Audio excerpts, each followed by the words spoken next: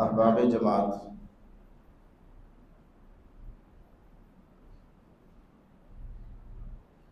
آپ جانتے ہیں اور ہر مسلمان اس حقیقت سے بخوبی واقف ہے کہ دنیا کے اندر ہم ایک مختصر سا وقت لے کر آئے ہیں، اور یہ زندگی عارضی ہے، فانی ہے، اور اس کے بعد آخرت ہے جو ہمیشہ رہنے والی ہے۔ آخرت میں اللہ جل شانہ نے اپنے بندوں کے لیے وہ نعمتیں تیار کر رکھی ہیں کہ انسانی عقل ان کا احاطہ نہیں کر سکتی، انسان کی سوچ سے کہیں بڑھ کر ہے۔ حدیث قدسی ہے، اللہ رب العالمین فرماتا ہے، اعددت لعبادی الصالحین، میں نے اپنے نیک بندوں کے لیے وہ چیزیں تیار کی ہوئی ہیں، ما لا عین رأت ولا اذن سمعت، کہ کسی آنکھ نے وہ دیکھی نہیں، کسی کان نے سنی نہیں، اور نہ کسی بشر کے دل پر ان کا تصور گزرا۔ اللہ تعالیٰ نے جنت تیار کی ہوئی، اور جنت اس نے اپنے بندوں کے لیے تیار کی، مگر یہ حقیقت ہے کہ جنت کے اندر اس کے بندوں میں سے صرف پاک بندے ہی جائیں گے۔ جنت اس کے بندوں میں سے ایسے بندوں کے لیے ہے جو پاک ہوں، جو گناہوں کی نجاست سے آلودہ ہوں، وہ نہیں جائیں گے۔ جو انسان دنیا سے جاتے وقت گناہ اپنے ساتھ لے کر جاتا ہے اور پاک نہیں ہوتا، وہ جنت میں نہیں جائے گا۔ کئی احادیث ہیں، مثلا رسول اکرم صلی اللہ علیہ وآلہ وسلم نے فرمایا، لا يدخل الجنت قاطع، جو قطع تعلقی کرنے والا ہے، رشتہ داریاں توڑنے والا ہے، وہ جنت میں نہیں جائے گا۔ اور آپ نے فرمایا، لا يدخل الجنت نمام، جو چغل خور ہے وہ جنت میں نہیں جائے گا۔ اور آپ نے فرمایا، لا يدخل الجنت من کان فی قلبہ مثقال ذرۃ من کبر، وہ بندہ جنت میں نہیں جائے گا جس کے دل میں رائی کے دانے جتنا بھی کبر، تکبر ہوا، جنت میں نہیں جائے گا۔ اور آپ نے فرمایا، لا يدخل الجنت من لا یأمن جارہ بوائق، وہ بندہ بھی جنت میں نہیں جائے گا جس کا ہمسایہ اس کی شرارتوں سے محفوظ نہیں ہے۔ اور آپ نے فرمایا، لا يدخل الجنت الجواز ولا الجعزری، بد اخلاق اور متکبر شخص جنت میں نہیں جائے گا۔ اور آپ نے فرمایا، لا يدخل الجنت منان ولا عاق ولا مدمن خمر، احسان جتلانے والا، ماں باپ کی نافرمانی کرنے والا، شراب پینے والا جنت میں نہیں جائیں گے۔ یہ اور اس طرح کی اور بھی بہت ساری احادیث ہیں جن سے پتہ چلتا ہے کہ گناہ گار شخص گناہ لے کے دنیا سے چلا گیا تو وہ جنت میں نہیں جائے گا. جنت میں جانے کے لیے ضروری ہے پاکیزگی. اب جب ہم اپنے گریبان میں جھانکے اور ہم میں سے ہر بندہ اس بات کا جائزہ لے، اپنا محاسبہ کرے، تو معلوم یہ ہوتا ہے کہ ہم سب ہی تقریباً گناہ گار ہیں.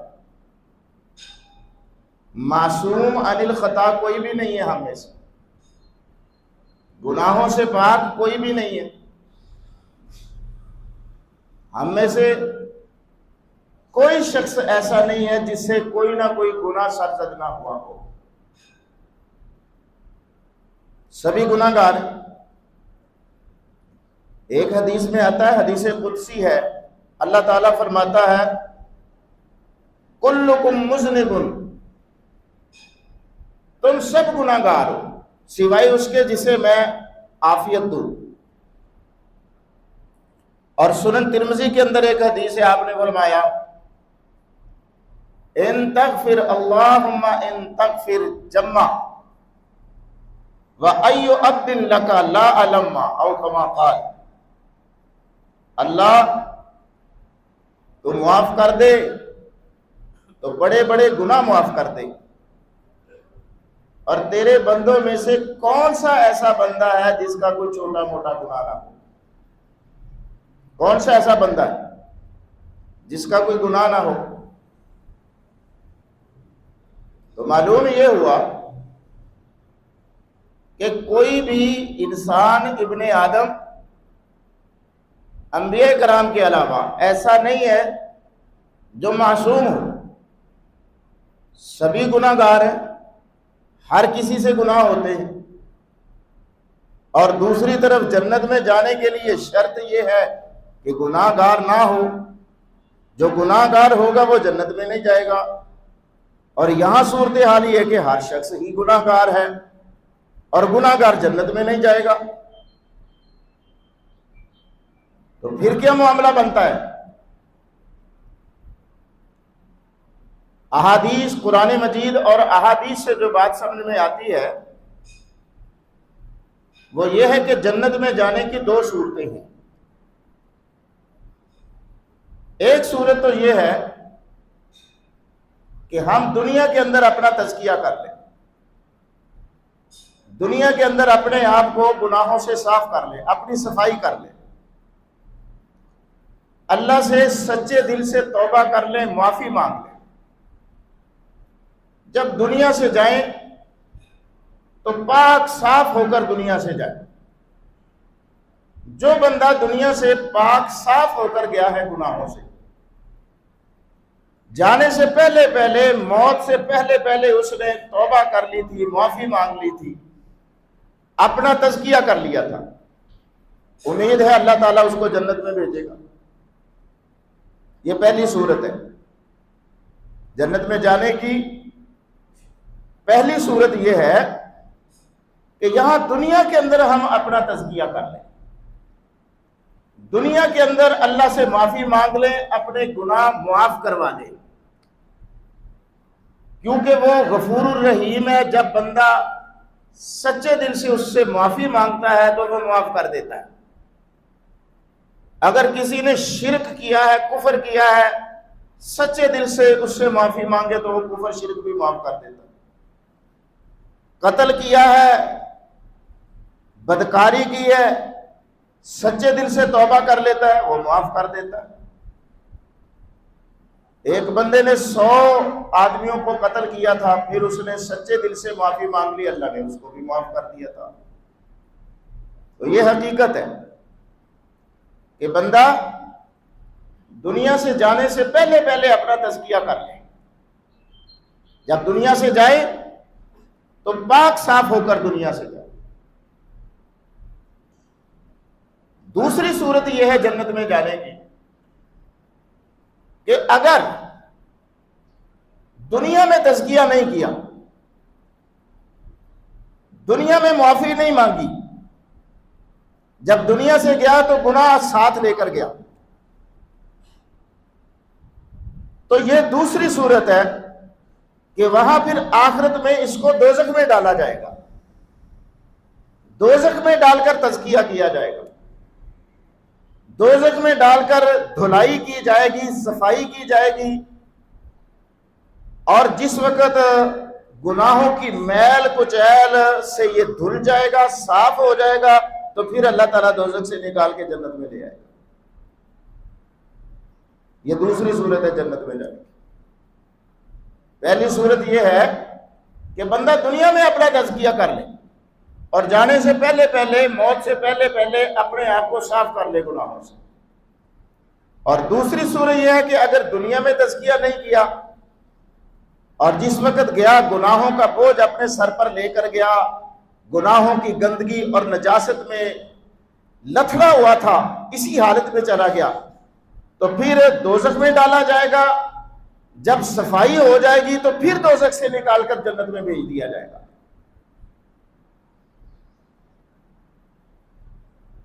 صحیح مسلم میں حدیث ہے، ابو سعید خدری رضی اللہ تعالیٰ عنہ فرماتے ہیں، اللہ کے رسول صلی اللہ علیہ وآلہ وسلم نے فرمایا، اللہ تعالیٰ اپنی رحمت سے جسے چاہے گا جنت میں بھیج دے گا، اور دوزخی لوگ دوزخ میں چلے جائیں گے۔ پھر ایک وقت آئے گا اللہ حکم فرمائے گا کہ جس کے دل میں رائی کے دانے جتنا بھی ایمان ہے اسے دوزخ سے نکال دو۔ چنانچہ جن کے دلوں میں رائی کے دانے جتنا بھی ایمان تھا وہ دوزخ سے نکل آئیں گے، ان کو نکال لیا جائے گا دوزخ سے۔ ان کا وجود آگ کھا چکی ہوگی، آگ نے کوئلہ بنا دیا ہوگا ان کو۔ آپ نے فرمایا کہ ان کو پھر جنت کے اندر ایک نہر ہے، نہر الحیات، اس کے اندر غسل دیا جائے گا، نہلایا جائے گا، اس کے بعد وہ تندرست ہوں گے۔ مسلم شریف کے اندر یہ حدیث ہے۔ اس سے معلوم ہوا کہ اگر بندہ گناہ لے کر چلا گیا ہے دنیا سے، معافی نہیں اس نے مانگی تھی، دنیا کے اندر اپنا تزکیہ نہیں کیا تھا، تو پھر اس بندے کو دوزخ میں ڈالا جائے گا اور دوزخ میں اس کا تزکیہ کیا جائے گا، اور پھر دوزخ سے نکال کر اس کو جنت میں بھیجا جائے گا، اور آگ نے اس کا برا حشر کر دیا ہوگا، اور پھر نہر الحیات کے اندر اس کو غسل دیا جائے گا، نہلایا جائے گا، تو دوبارہ اس کا وجود جو ہے وہ درست ہوگا اور تندرست ہوگا۔ ایک اور حدیث ہے، حضرت انس فرماتے ہیں رسول اکرم صلی اللہ علیہ وآلہ وسلم نے فرمایا، ایک گروہ دوزخ سے نکلے گا، اللہ ان کو دوزخ سے نجات دے گا، جب وہ باہر نکلیں گے تو آگ نے ان کو جلا دیا ہوگا، فَيُسَمِّيهِمْ أَهْلُ الْجَنَّةِ أَهْلَ النَّارِ، دوزخ سے نکل آئیں گے لیکن جنتی لوگ ان کو جہنمی کہہ کے مخاطب کریں گے کہ یہ جہنم سے آئے ہوئے ہیں۔ اس حدیث سے بھی معلوم ہوا کہ جو بندہ دنیا کے اندر کلمہ گو تھا، مواحد تھا، شرک سے بچتا تھا، مگر گناہ کرتا تھا اور گناہوں کی حالت میں دنیا سے چلا گیا، قیامت والے دن پھر اس کو جہنم میں ڈالا جائے گا اور وہاں اس کا تزکیہ کیا جائے گا، اس کو گناہوں سے صاف کیا جائے گا، اور پھر اس کو نکال کے دوزخ میں بھیج دیا جائے گا۔ یہ دوسری صورت ہے جنت میں جانے کی۔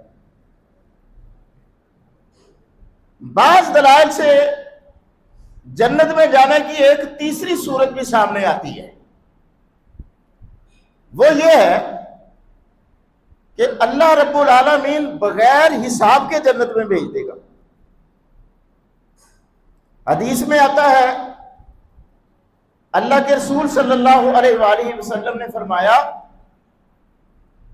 یدخلون الجنۃ من امتی 70,000 بغیر حساب لا یسترقون ولا یتطیرون وعلی ربہم یتوکلون او کما قال النبی صلی اللہ علیہ وآلہ وسلم۔ آپ نے فرمایا میری امت کے 70,000 افراد بغیر حساب کے جنت میں جائیں گے، اور یہ وہ لوگ فرمایا کہ یہ دم جھاڑ نہیں کروایا کرتے تھے، بدشگون نہیں لیا کرتے تھے، اور اپنے رب پر ہی بھروسہ کیا کرتے تھے۔ یہ تیسری صورت ہے جنت میں جانے کی، کہ بغیر حساب کے اللہ تعالیٰ جنت میں بھیجے۔ لیکن یہ جو تیسری صورت ہے نا، یہ کوئی اصول اور قاعدہ کلیہ نہیں ہے کہ قیامت والے دن ہر کسی کو بغیر حساب کے جنت میں بھیج دیا جائے۔ محدود سے لوگ ہوں گے جن کو بغیر حساب کے جنت میں بھیجا جائے گا۔ 70,000 تعداد اس حدیث میں بتائی گئی ہے، اور نبی کریم صلی اللہ علیہ وآلہ وسلم کے دور سے لے کر قیامت تک آپ کی امت کروڑوں اربوں خربوں کی تعداد میں، تو اتنی تعداد کے مقابلے میں 70,000 کوئی حیثیت نہیں رکھتے۔ اصل دو ہی صورتیں ہیں۔ کون سی دو صورتیں؟ یا تو یہ ہے کہ بندہ دنیا میں اپنا تزکیہ کرتا ہے، اگر دنیا میں تزکیہ نہیں کرتا تو پھر اللہ دوزخ میں ڈال کر تزکیہ کرے گا۔ اور قسمیہ بات ہے،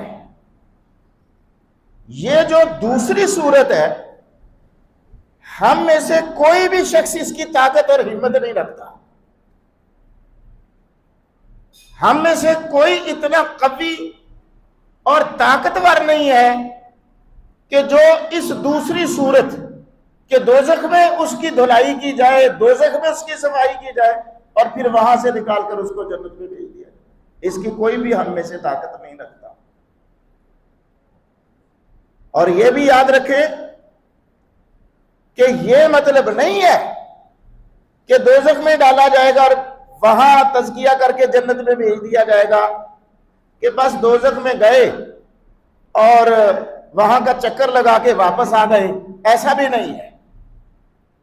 دوزخ میں ڈالا جائے گا، سزا ملے گی، کتنا عرصہ لگے گا صفائی ہوتے ہوئے، کتنا وقت لگتا ہے، کتنی مدت لگتی ہے وہاں پر گناہوں کی گندگی اور نجاست کو دور کرنے کے لیے، کب وہاں سے نکالے جائیں گے یہ اللہ ہی بہتر جانتا ہے، یہ کوئی نہیں جانتا۔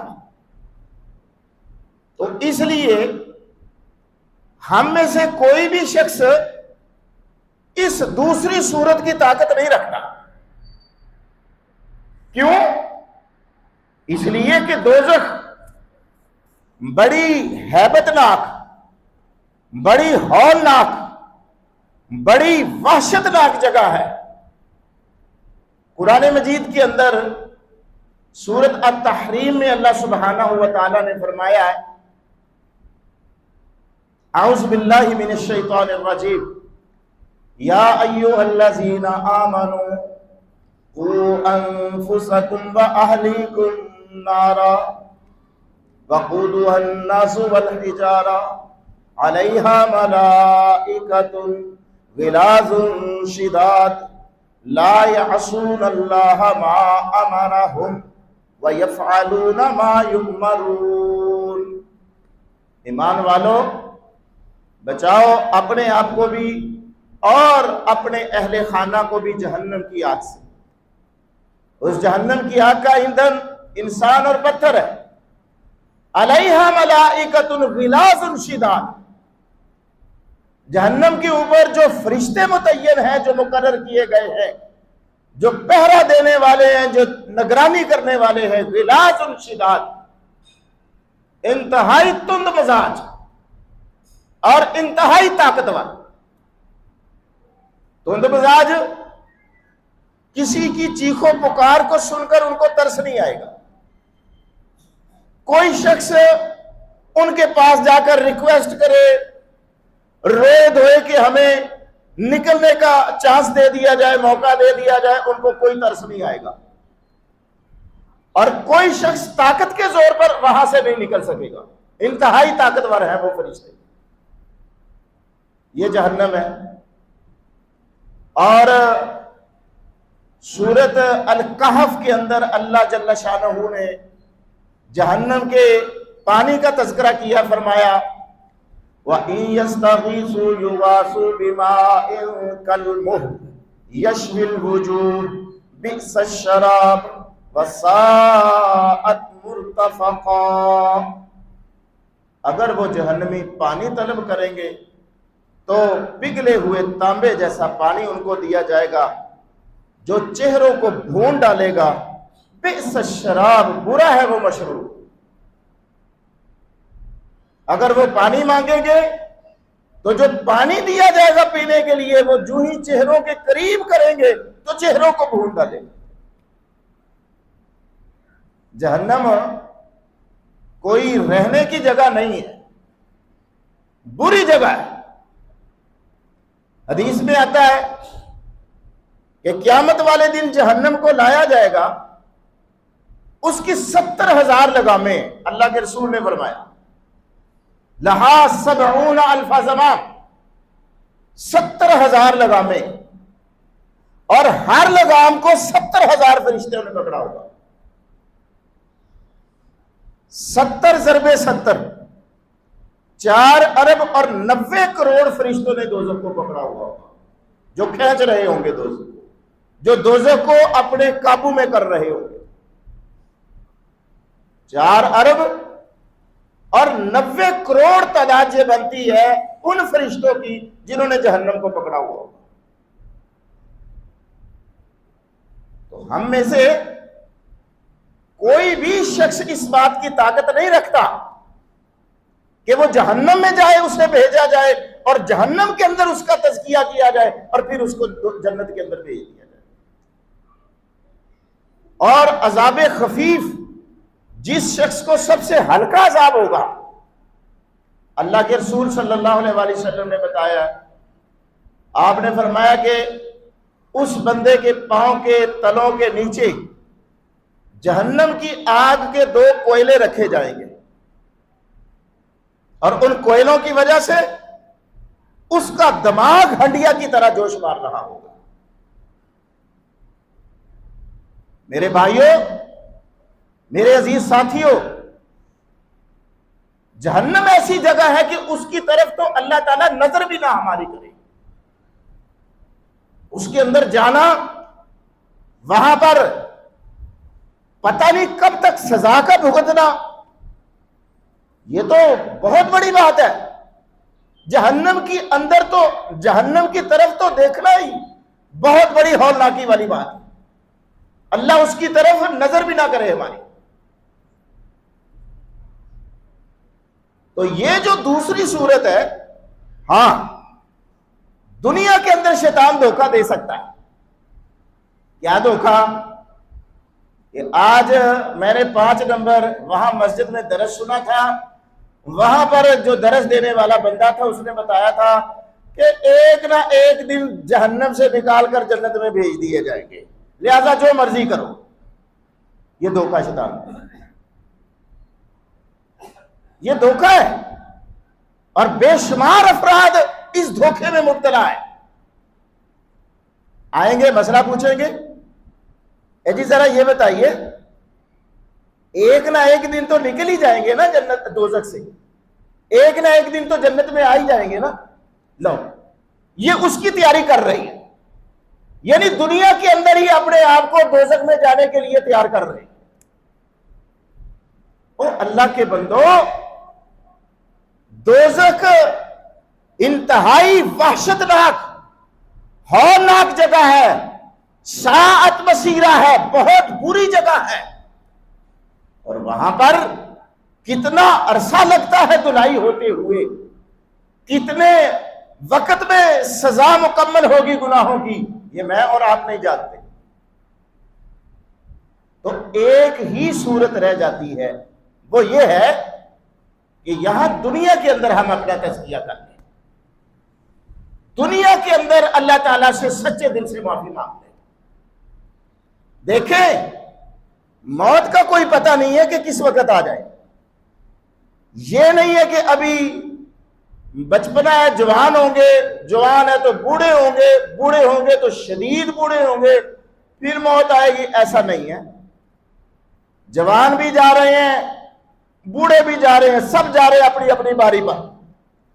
اور یہاں تو ایسے کیسز بھی آپ سنتے ہیں کہ ابھی شکم مادر سے باہر آیا ہے، ایک چیخ ماری ہے، ایک سانس لیا ہے کہ پیغام اجل آ گیا ہے۔ اور ایسے کیسز بھی ہیں کہ ابھی پیٹ میں ہی ہے، ماں کے پیٹ میں ہے، 8واں مہینہ چل رہا ہے، 9واں مہینہ چل رہا ہے کہ پیغام آ جاتا ہے کہ دنیا کے اندر تو نے آنا ہی نہیں ہے، باہر بھی نہیں آیا دنیا میں۔ یہاں یہ نہیں ہے، ترتیب نہیں ہے کہ دنیا میں آئے پھر جوان ہے پھر بوڑھے ہوں گے پھر موت آئے گی، ایسا نہیں ہے۔ یہ دھوکہ نہ دیں آپ۔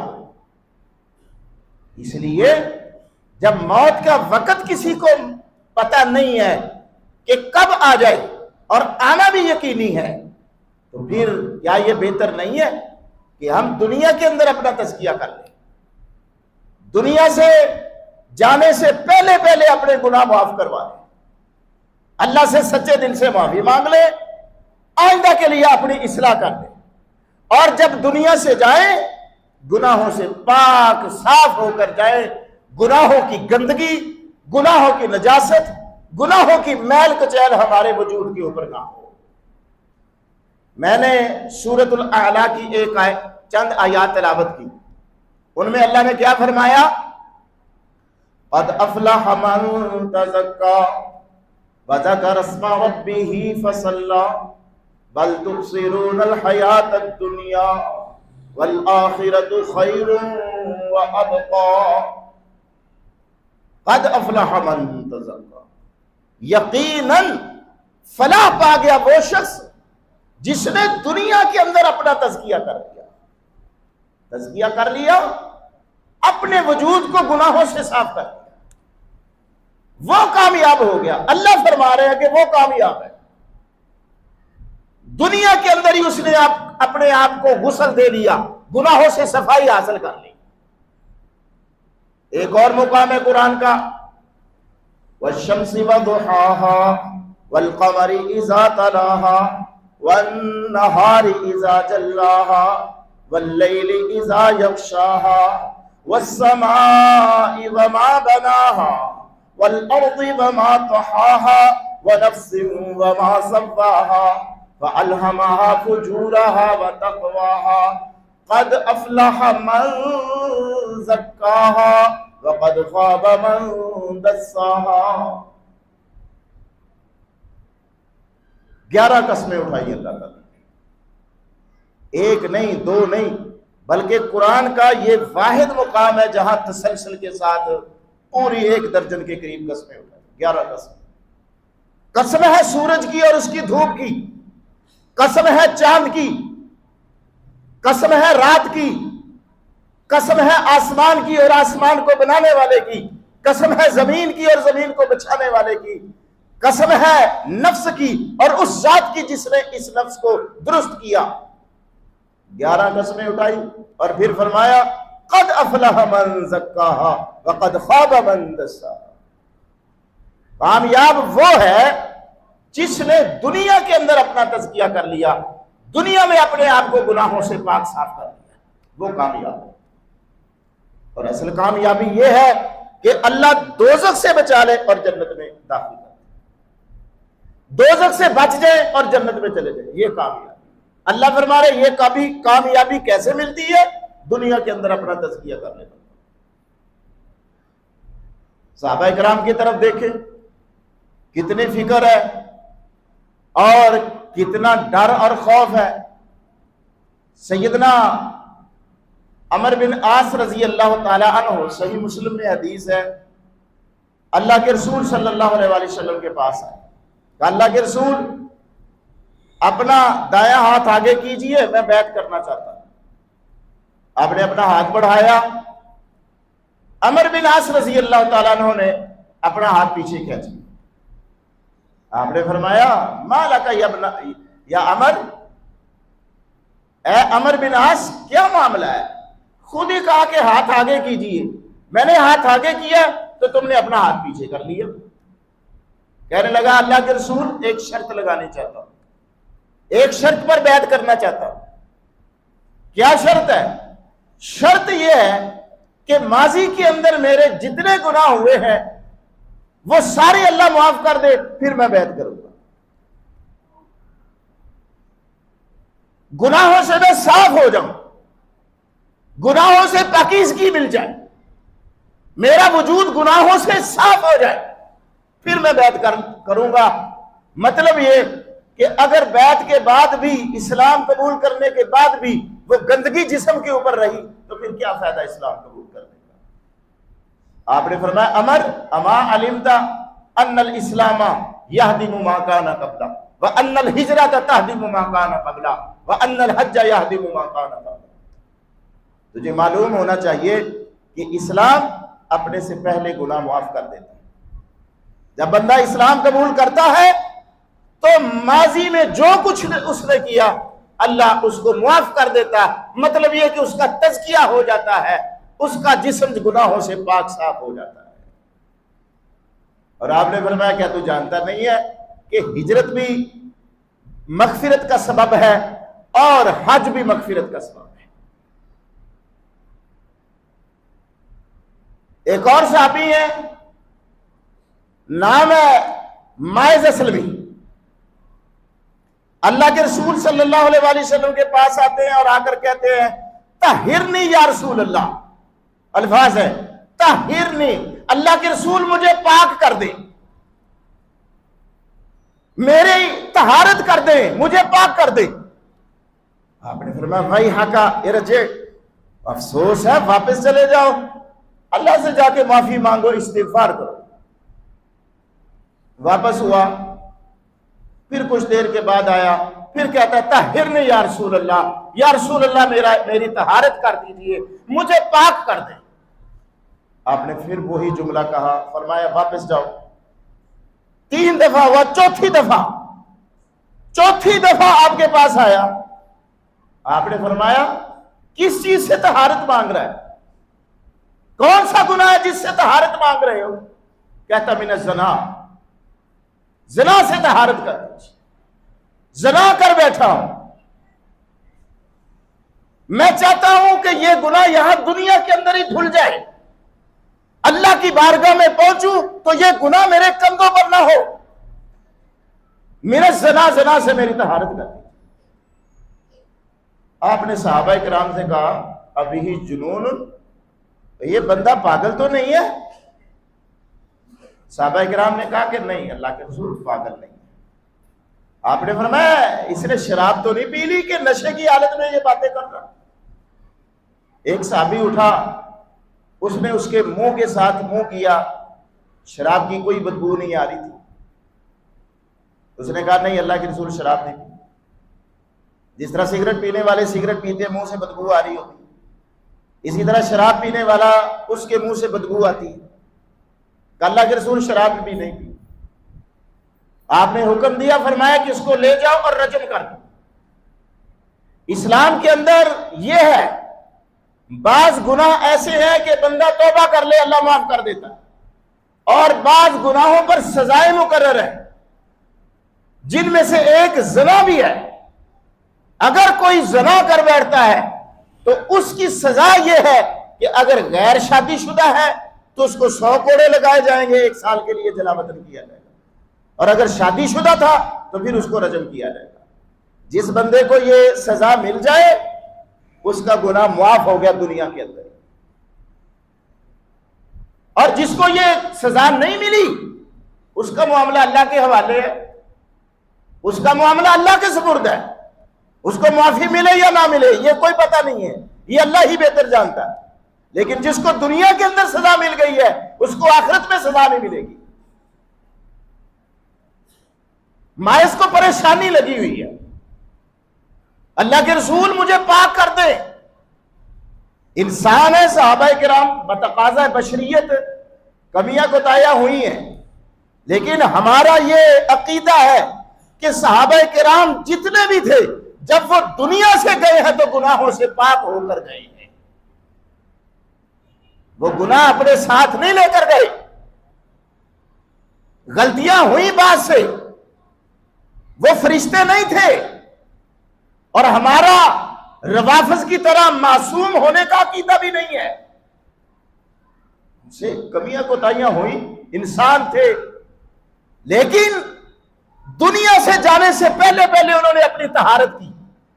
جب وہ دنیا سے گئے تو گناہوں سے پاک صاف ہو کر گئے، کل قیامت والے دن جب اللہ تعالیٰ سے ملاقات کریں گے تو انشاءاللہ گناہوں سے پاک ہوں گے صاحب۔ اسی لیے اللہ نے فرمایا رضی اللہ عنہم ورضوا، اللہ ان سے راضی، وہ اللہ سے راضی۔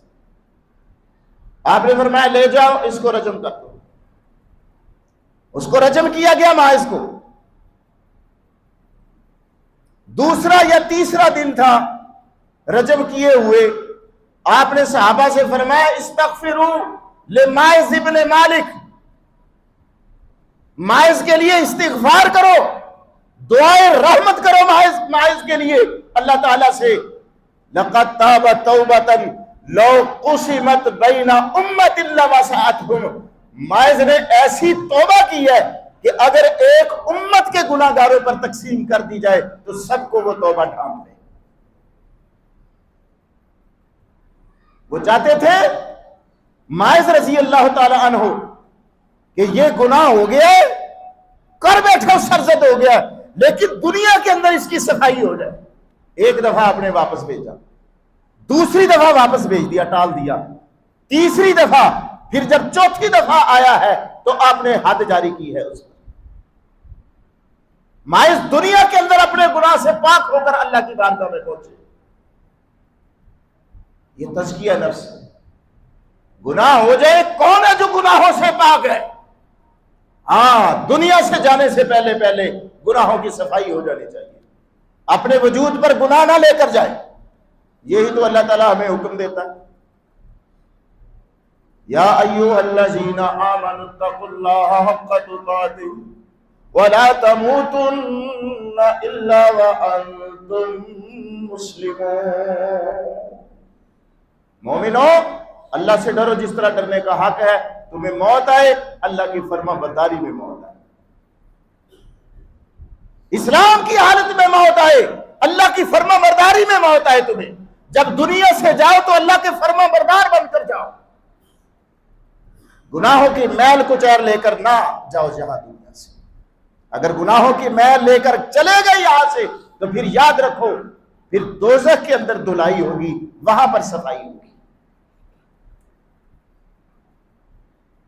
قرآن کا ایک اور مقام ہے، اللہ فرماتے ہیں وَسَيُجَنَّبُهَا الْأَتْقَى الَّذِي يُؤْتِي مَالَهُ يَتَزَكَّى وَمَا لِأَحَدٍ عِندَهُ مِن نِّعْمَةٍ تُجْزَى إِلَّا ابْتِغَاءَ وَجْهِ رَبِّهِ الْأَعْلَى وَلَسَوْفَ يَرْضَى۔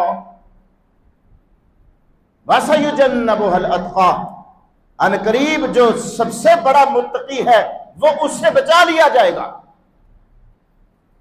جو بڑا متقی اور پرہیزگار ہے وہ جہنم سے بچا لیا جائے گا۔ الذی یؤتی مالہ یتزکا، جو اپنا مال اللہ کی راہ میں اس لیے خرچ کرتا ہے تاکہ اس کا وجود، اس کا تزکیہ ہو جائے، اس کا وجود گناہوں سے صاف ہو جائے۔ صدقہ خیرات کرنے سے گناہ معاف ہوتے ہیں۔ اللہ کی رضا کے لیے جب بندہ صدقہ خیرات کرتا ہے تو گناہ معاف ہوتے ہیں۔ فرمایا جو اپنا مال اس لیے خرچ کرتا ہے تاکہ اس کا تزکیہ ہو جائے۔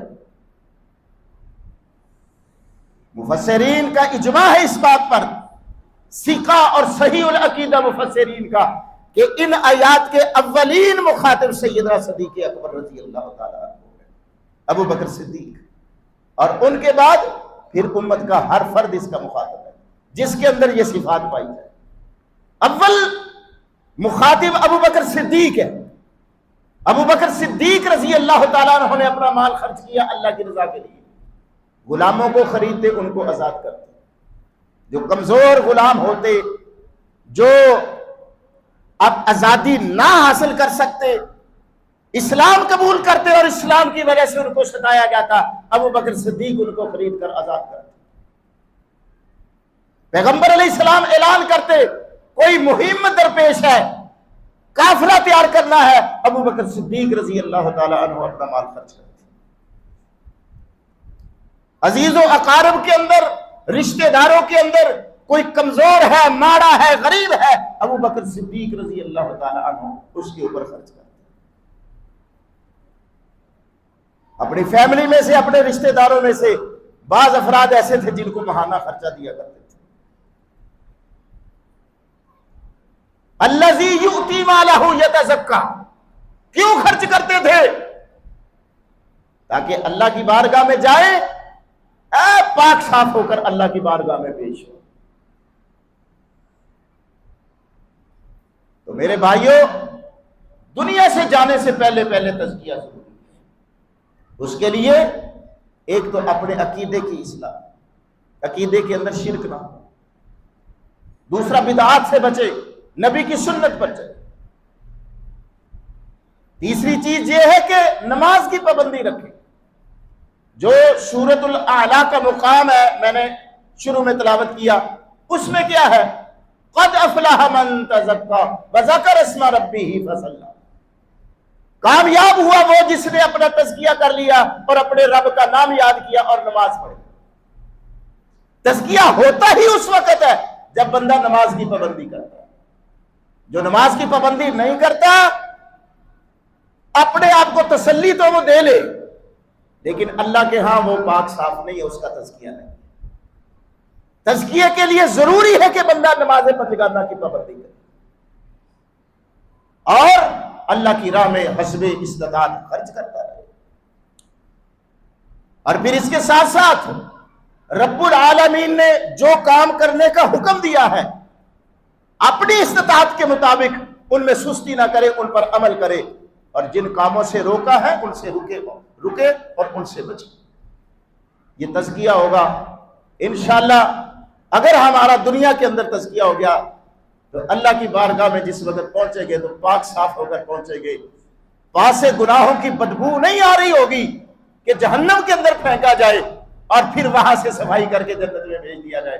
اللہ سے دعا ہے کہ اللہ تعالیٰ دنیا کے اندر ہمیں اپنا تزکیہ کرنے کی توفیق عطا فرمائے، اللہ ہماری کمیاں کوتاہیاں سے درگزر فرمائے۔ اللہ جو کچھ بیان کیا اس پر مجھے اور آپ سب کو عمل کی توفیق عطا فرمائے۔ وآخر دعوانا الحمدللہ رب